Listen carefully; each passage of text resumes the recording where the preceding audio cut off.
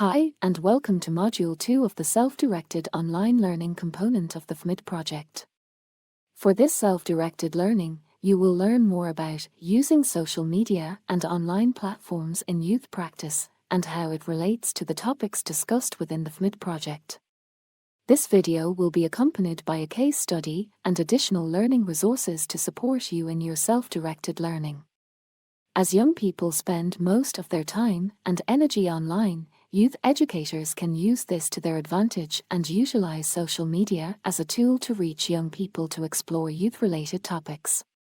Young people may not properly engage when attempting to discuss youth-related topics face-to-face due to many factors, such as being from a rural area, not feeling comfortable with face-to-face learning, etc.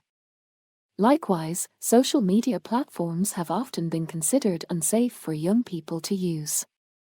However, by putting safety measures in place, such as risk assessments and having vetting procedures for those working with young people, youth educators can positively explore youth-related topics. So, why is it important to provide educational content to young people through social media?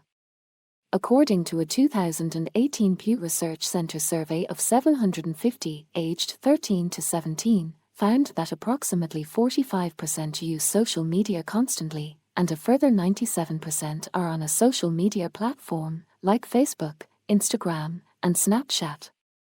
With such a high usage rate amongst young people, it is crucial to try and integrate youth-related topics within their digital world. If these topics are brought to young people in their virtual world, they may be more receptive to the topics you are attempting to teach them. A fitting example of an organization that has taken advantage of social media platforms to explore youth-related topics with young people is Spun Out, based in Ireland.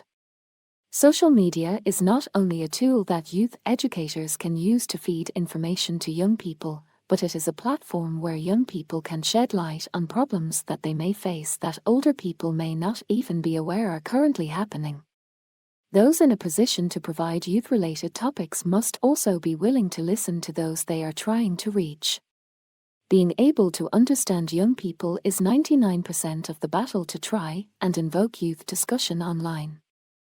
It is also critical that you are using the right social media platform to reach young people. Youth educators should research what platforms young people are using, where these young people are, and what type of content they are engaging with to gain a better understanding of how they can get better engagement from these young people to discuss youth-related topics. The generation of today lives between the real world and the digital world. Those looking to educate youth-related topics to young people must be aware of this and be knowledgeable on how to reach them in both of their worlds. It is equally important when using social media platforms to reach young people that youth educators have an open communication environment in place with those that they are trying to target so that the information they are attempting to provide is more likely to be listened to and learned. Congratulations!